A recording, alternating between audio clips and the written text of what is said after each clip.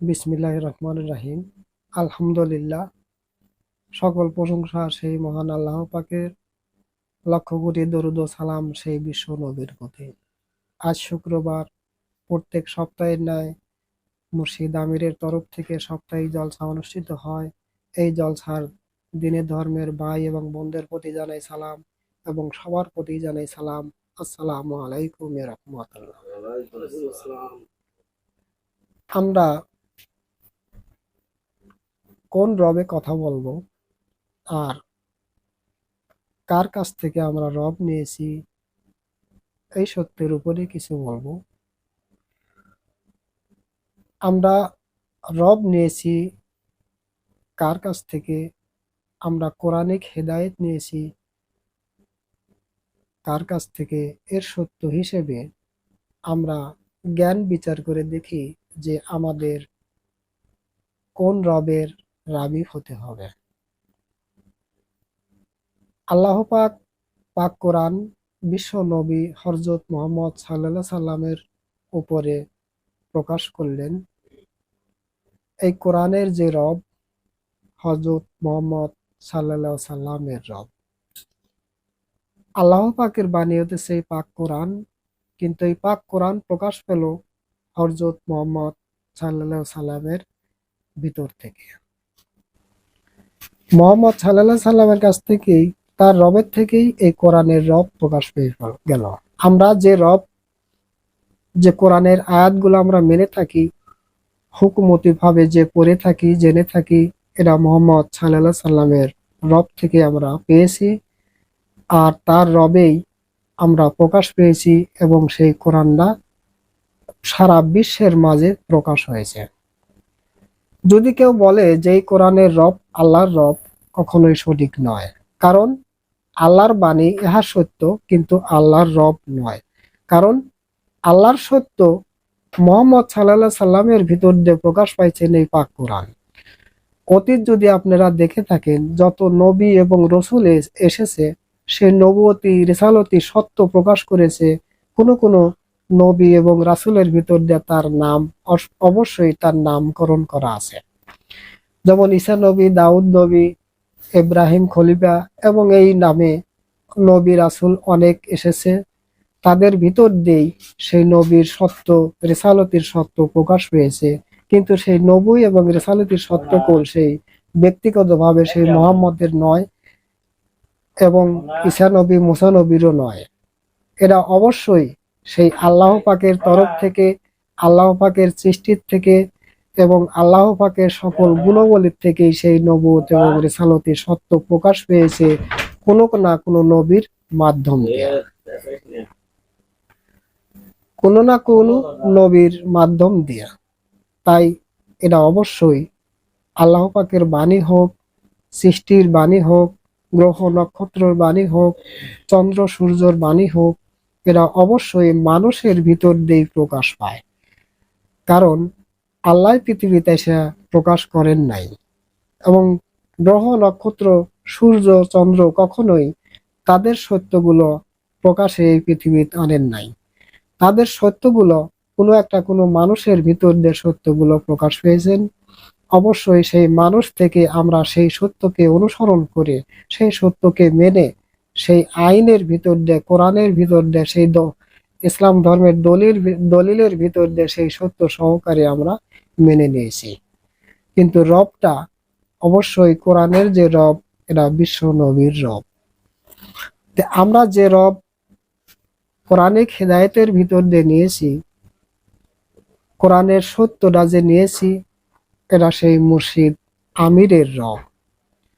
আমরা যারা কোরআনিক হেদায়েত নিয়েছি, আমরা যে রব নিয়েছি মুর্শিদ আমির নামের রব। এর কারণ হলো, মুর্শিদ আমির আল্লাহ পাকের সত্য, আদমের সত্য, আদম নূরের সত্য এবং নূরে বেলায়েতের সত্য মুর্শিদ আমিরের রবের ভিতর দিয়ে প্রকাশ, মুর্শিদ আমিরের সুরতের ভিতর দিয়েই প্রকাশ। তাহলে আমরা এই রবটা পেয়েছি মুর্শিদ আমিরের থেকে। আমরা যে হেদায়েতের ভিতর যে দিনটা পেয়েছি, এটাও মুর্শিদ আমিরের থেকে। আমরা যে নফসটা পেয়েছি এটাও মুর্শিদ আমিরের থেকে। তাহলে এবার আমরা যারা মুর্শিদ আমিরের হেদায়েত নিয়েছি, তাহলে আমরা কোন রবের রাবি হব? আমরা কার দিনের দিনই হব? কোন নফসের নফসি হব?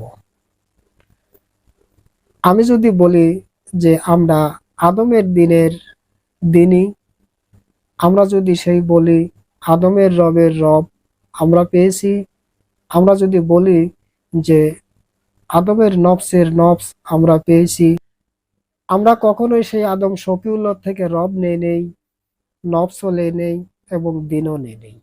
সেই আদম শফিউল্লাহর সেই নফস, দিন এবং রব কায়েমিত্ব করছেন মুর্শিদ আমির। আর সেই মুর্শিদ আমিরের থেকেই আমরা সেই নফস নিয়েছি, দিন নিয়েছি আর রব নিয়েছি। তাহলে এবার আমরা কোন নফস কায়েমিত্বর দাবিতে আসতে পারি? আল্লাহর কখনোই সম্ভব না, আদম শফিউল্লাহর কখনোই সম্ভব না। আমরা আমরা দিন নিয়েছি মুর্শিদ আমিরের থেকে, রব নিয়েছি মুর্শিদ আমিরের থেকে, নফস নিয়েছি মুর্শিদ আমিরের থেকে। তাহলে এরা যদি আমরা নিয়ে থাকি, তাহলে আমরা কোন সত্য কায়েমিত্ব করব? আমির যে সত্য আমাদের দিয়ে গেছেন সেই সত্য, নাকি মুর্শিদ আমির যে আদম নূরের সত্য বলে গেছেন সেই সত্য? অর্থাৎ এটা সত্য যে আদম নূরের যে সত্য মুর্শিদ আমির বলেছে সেই সত্যই আমরা আমির নামের ভিতর দিয়ে আমরা মেনে নিয়েছি। মুর্শিদ আমির নামের সুরতের ভিতর দিয়ে আমরা সেই সত্যকে পেয়েছি এবং উপলব্ধি করছি, আর কারো কাছ থেকে নয়। তাহলে আমাদের যে রব দাতা, আমাদের যে দিন দাতা, আমাদের যে নফস দাতা, কায়েমিত্বর এজাজত যে পারমিশন দিয়েছেন মুর্শিদ আমির, তাহলে ইহা সত্য আমরা যে রবকে অর্জন করব সেটা হতেছে মুর্শিদ আমিরের রব। আমরা যে দিনকে অর্জন করব সেটা হচ্ছে মুর্শিদ আমিরের দিন। আমরা যে নফসকে অর্জন করব সেই নফস হতেছে মুর্শিদ আমিরের নফস। এর বাইরে কেউ যাইতে পারবে না, কারণ আমরা যারা অনুসারী হয়েছি, ছাত্র হয়েছি মুর্শিদ আমিরের, মুর্শিদ আমিরের কাছ থেকে যে হেদায়েত নিয়েছি কোরআনিক হেদায়েত, কারণ মুর্শিদ আমির যে কোরআনের সত্যটা বলেছে এটা আল্লাহ পাকের সত্য। মুর্শিদ আমির যে আমাদের দিন দিয়েছে, নফস দিয়েছে, আদমের সুরতের সালাদ দিয়েছেন, এটা সেই আদম শফিউল্লাহর সকল সত্য। কিন্তু আদম শফিউল্লাহর সকল সত্য সেই মুর্শিদ আমিরের নামের ভিতর দিয়ে, মুর্শিদ আমিরের সুরতের ভিতর দিয়ে প্রকাশ। এর বাইরে কেউ যাইতে পারবে না। আর এর বাইরে যারা দাবি করে, অবশ্যই সেই মুর্শিদ আমিরের সত্যকে অস্বীকার করে, অমান্য করে তারা সেই আদম নূরের গান গায় এবং আদম নূরের বক্তব্য প্রকাশ করে। অবশ্যই এরা সেই মুর্শিদ আমিরের সাথে শিরক এবং ফাসেক করছে। অবশ্যই এই দাবিটা সম্পূর্ণরূপে ফাসেক। এই দাবিটা সম্পূর্ণরূপে ফাসেক, এর প্রমাণ কেউ দিতে পারবে না। এখন আপনারা একটা হিসাব করেন, আমরা যারা হেদায়েত নিয়েছি মুর্শিদ আমিরের থেকে, সেই হেদায়েতের সত্য ইবাদতের ভিতর দিয়ে যে ইবাদত আমরা করে থাকি, যে সাধনাই আমরা করে থাকি, সেই সাধনার ভিতরে, সেই ইবাদতের ভিতর দিয়ে আমরা কাকে দেখতে পাই? আমাদের সেই মাস্টারটা কে? আর সেই মাস্টারের সুরতটা কে? আমাদের কে পড়ায়? যারা হেদায়েত নিয়েছেন মুর্শিদ আমিরের কাছ থেকে, আপনারা একটু বিচার করেন যে আপনাদের সেই মাস্টারের সুরতটা কি, আপনার সেই মালিকের সুরতটা কি, আপনার সেই দিনের সুরতটা কি? কে দিয়েছিল দিন? তার সুরতটা কি? আপনার সেই রবের সুরতটা কি? আপনার সেই নফসের সুরতটা কি? সেই সুরতটা, নফসের সুরত কি ছিল? আমাদের যে নফস দিয়েছেন মুর্শিদ আমির, সেই নফসের সুরতটা কি ছিল? আপনাদের কে পড়ায়? দিন সম্বন্ধে জ্ঞান কে দিয়েছে? আপনি দিন কোথা থেকে পেয়েছেন? দিনের জ্ঞান কোথায় থেকে পেলেন? আপনি কোন দিনে দেখে থাকেন? আপনি কোন রবে কথা বলে থাকেন? আর যে রবের কথা শিক্ষা দেয়, যে নফসের কথা শিক্ষা দেয়, সে কে? তার সুরতটা কি? আপনারা প্রকাশ করেন। যদি সত্যই সেই মুর্শিদ আমিরের হেদায়েত নিয়ে থাকেন, কিঞ্চিত পরিমাণও যদি সেই আপনারা জ্ঞান সংগ্রহ করে থাকেন, তাহলে সেই জ্ঞানের উৎপত্তি যে ঘটাইছে, উৎপত্তি যে পেয়েছে, জ্ঞান যে সঞ্চয় করেছে, সেই অবশ্যই বুঝতে পারবে সেই আমার জ্ঞানদাতার মালিককে। কারণ জ্ঞানদাতার যিনি মালিক তেনাকে অবশ্যই প্রকাশে দেখতে পারবেন এবং সাধনায়ও দেখতে পারবেন এবং সেই দর্শনেও দেখেছেন। তাহলে যাকে দর্শনে দেখেছেন, সাধনায় দেখেছেন, আপনি যার মালিক, আপনি যাকে মালিক বলে স্বীকার করে নিয়েছেন, আপনি যার সেই অস্তিত্ব কায়েমিত্ব করার যে মালিক, রব স্বীকার করে নিয়েছেন, তাহলে অবশ্যই আপনারা কাকে দেখে থাকেন, সেই সুরতটা কি ছিল, যদি সত্যই সহকারে যদি আপনাদের সেই জ্ঞান থাকে, বুঝ থাকে, তাহলে অবশ্যই তুলে ধরবেন যে কোনটা সঠিক এবং কোনটা আনসঠিক, কোনটা সত্য কোনটা মিথ্যা, আপনারা অবশ্যই বিচার করে দেখেন। কারণ আমি সেই মুর্শিদ আমিরের ছাত্র, আমি সেই মুর্শিদ আমিরের অনুসারী। আমি যে পড়া পড়ে থাকি, এটা অবশ্যই সেই মুর্শিদ আমিরের সত্য জ্ঞান।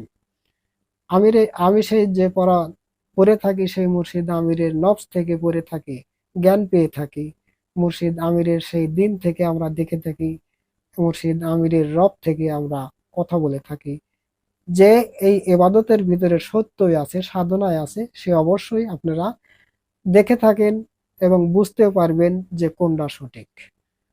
আদম নূরের সন্তান কেউ দাবিতে আসতে পারবে না যারা মুর্শিদ আমিরের ছাত্র হয়েছে, অনুসারী হয়েছে। এরা অবশ্যই প্রতারকের ভিতরে, বেঈমানের ভিতরে রয়ে গেছে। যারা বলে যে নফসের জাতে আদম, রব্বের জাতে আদম, ইহা অবশ্যই সঠিক নয়। কারণ নফসের জাতে আদম আর রব্বের জাতে আদমের অর্থ হতেছে আদম রবে কথা বলা এবং আদম নফসে কথা বলা। কিন্তু আমি কথা বলি মুর্শিদ আমিরের নফসে এবং মুর্শিদ আমিরের রবে।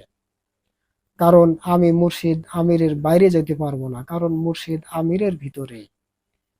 আর মুর্শিদ আমিরের সত্যই আমরা যারা সত্য সহকারে মেনে নিয়েছি এবং সত্য ইবাদত আমরা যারা পালন করে থাকি, তারা অবশ্যই সেই সত্যগুলো বুঝে এবং সত্যগুলো সংগ্রহ করে সেই সত্যগুলো প্রকাশ করতে থাকবে। আর যারা ফাসেক, যারা ভিত্তিহীন দাবি করে, প্রথমেই যারা ফাসেক দাবি, ভিত্তিহীন দাবি করছেন, যারা যদি সত্য কথা বলে থাকে, তাহাও হলো ফাসেক এবং ভিত্তিহীন। কোনো প্রকারের সেই আলোচনার ভিতরে, বক্তব্যের ভিতরে সত্যতা তার নেই। কারণ প্রথম সাবজেক্টেই তারা ভুল করছে। নফসের জাতে আদম এবং রব্বের জাতে আদম এবং আদম নূরের সন্তানের যারা দাবি করছে এবং নফসে জাতে আদমের যারা দাবি করছে, তারা অবশ্যই প্রথম সাবজেক্টেই ভুল করছেন। কারণ তারা আমিরের অনুসারী নয়, আমিরের ছাত্রও নয়। এরা তাদের দাবির ভিতরে প্রমাণ হয়ে যায়। তাই আমরা যারা মুর্শিদ আমিরের থেকে হেদায়েত নিয়েছি, তার সত্যটা আমরা তুলে ধরব এবং সেই মুর্শিদ আমিরের থেকে জ্ঞান সংগ্রহ করব। আসলেও সেই মুর্শিদ আমিরের জ্ঞান নয়, সেই আদম নূরের জ্ঞান এবং আল্লাহ পাকের জ্ঞান মুর্শিদ আমির নামের ভিতর দিয়ে প্রকাশ পেয়েছেন। মুর্শিদ আমির নামের ভিতর দিয়েই, আমির সুরতের ভিতর দিয়েই প্রকাশ হয়েছেন। আমরা যেন সেই সত্য সহকারে ইবাদতের ভিতর দিয়ে, সাধনার ভিতর দিয়ে সেই সত্য জ্ঞানকে সংগ্রহ করতে পারি এবং রব্বের যাতে আমির হতে পারি এবং নফসের যাতে আমির হতে পারি এবং আমিরের পুত্র আমির হতে পারি। এই বলে আমি আমার আলোচনা এখানে রাখছি। আলহামদুলিল্লাহ রাব্বিল আলামিন। আসসালামু আলাইকুম ওয়া রাহমাতুল্লাহ।